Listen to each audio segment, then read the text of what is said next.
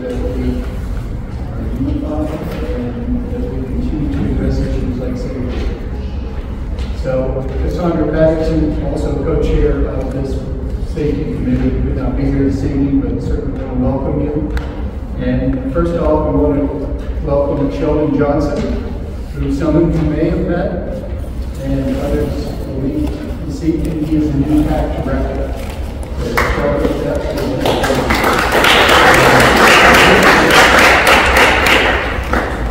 Good evening, everyone. Thanks for coming. It is fantastic to meet y'all. So again, my name is Sheldon Johnson, the new executive director of PACT. I've been on the job for 5 weeks, so I got everything figured out by now, which you can imagine. So really looking forward to collaborating with the community. I've been telling everyone I'm very much in like the listening stage right now, right? So folks have asked, oh, so what are your plans? What are you going to do?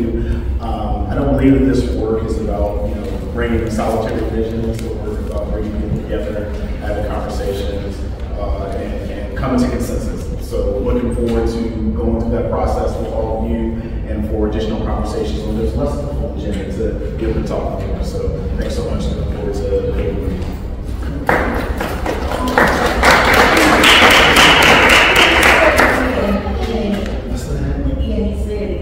Thanks, Sheldon. I want to get some community updates, and the first person we'll have speak is Amy Holback from the Bronzeville Association and many others.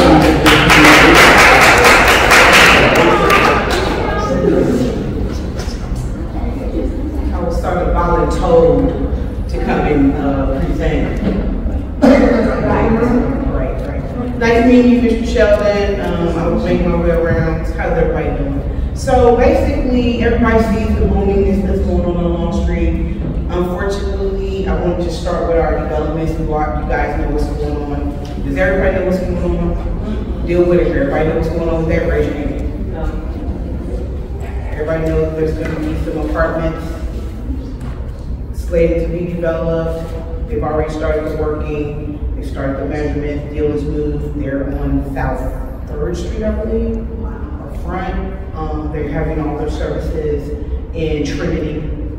They're using Trinity as a chapel. And if you go on their website, they can see where to go. But their motto is they're not moving or relocating, but they're still serving the community. So that business has been there for 117 years. So we're just looking forward to seeing what their growth looks like. You have seen some of the new businesses that have come in during the pandemic, and unfortunately you've seen several of them close. So we've realized what the Waffle has just closed due to family issues, deaths in the family and some illnesses. There will be a business moving in. The lease has not been signed yet, so be looking for a new restaurant to pop into there real soon. For those who don't know, Spencer for Hire is Spencer for Wear is still up, but we have not been seeing anybody going in and out of the building. During the pandemic, 82% of all businesses across the state have either closed, downsized, lost personnel, having to go back and get a second job. So we're just now in the second phases of the post-pandemic recovery, but there's still 72% of our business that are struggling. And you see that indicative of what's happening here.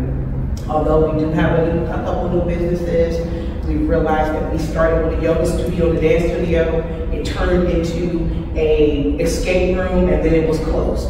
We had to release the money slated to go into the space. That never happened. So now it's a fitness center for the building. So no income, no turnaround retail is what we were promised, and we don't have that. We do have the bank, we do have the boutique.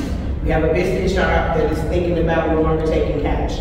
So we are coming into societies where businesses that, are not going to be accessible to walking traffic because people don't, everybody doesn't have access to a credit card. And I don't see myself starting. We have a seasonal business, and then we're looking to slate. I know that it looks like we have a lot of apartments along the street in Mount Vernon, but we're still in the housing crisis. We still don't have enough apartments. So our best bet is to stick to our mantra in this neighborhood of mixed use. so that everything that comes out this ground have a component to have an existing retail space, so that there can be some turnkey investment. We've seen businesses open, businesses close, office buildings being utilized where they should not have been, which now we have a vacant building sitting somewhere where we once had a thriving daycare that is now closed. So we have to think about well, I don't like to use the word reimagining, people like to do that, but we have to think about different sorts of businesses going into this neighborhood that are going to survive.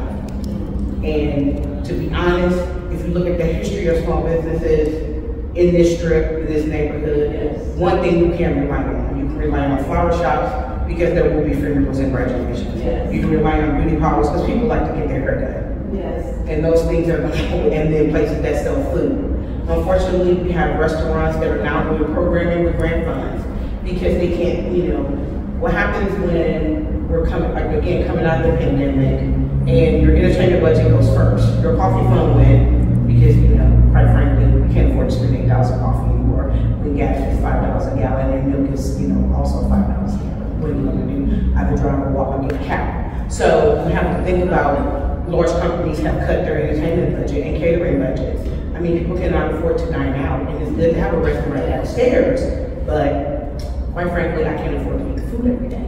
Yes. So if I have $100 a week that I'm spending in the grocery, I may eat out once, but unfortunately, those same chicken wings that were on the menu went from $5 to $7 or $6 or $8, sometimes $10. So we have to really support our small businesses, but we have to partner with our small businesses as well in this neighborhood to try different types of models. So maybe we need to go back thinking about investment models, silent angel funding, talk to them about partnerships again with our small businesses and look and see what we have. We have exciting new developments that are in the pipe, some things I cannot talk about yet because they have not happened. We have properties that sit on Long Street that have been dormant for 35 years.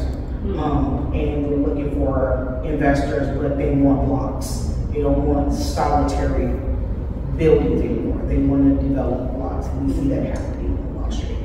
I mean, and I say this, and I don't say this facetiously, but the two best people to talk about infrastructure development are those two men sitting there.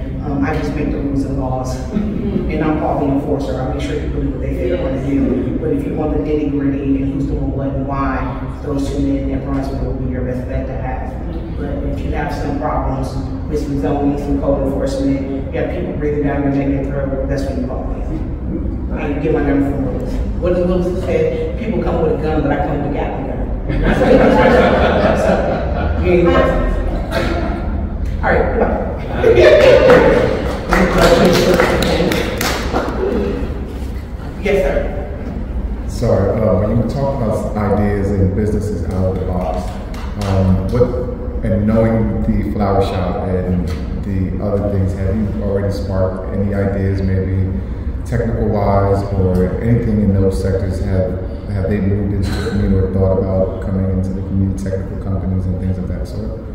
Well, I know that the city of Columbus is now thinking of a different way in how they fund small businesses. I mean, you can't keep throwing money at businesses and facades and infrastructure. I mean, if I own a business and if my stove goes out, I need money for my stove. I don't need money to fix a window.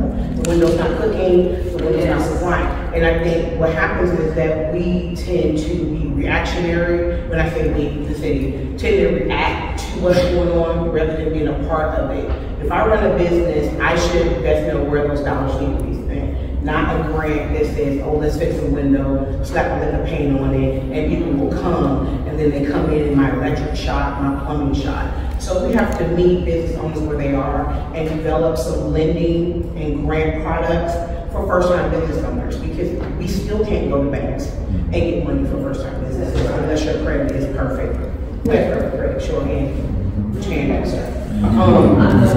You have to have perfect credit, and you have to have money in the bank. And you can't, so there's so many hoops and hurdles to small business lending. But small businesses can go out of business left and right, but to sustain a successful small business, you need all types of partnerships, you need community buy-in. And people just need to come to the community first. I mean, we have it here on the community side because of the way we're zoned, that people come to the community first to say, this is what I'm gonna do, and we can tell them, that's not gonna work. But other communities don't have that.